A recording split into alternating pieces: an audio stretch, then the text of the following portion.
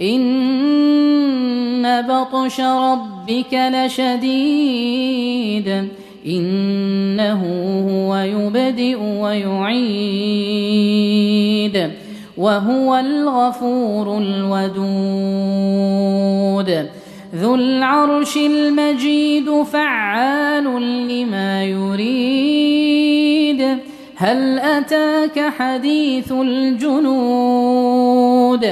فرعون وثمود بل الذين كفروا في تكذيب والله من ورائهم محيط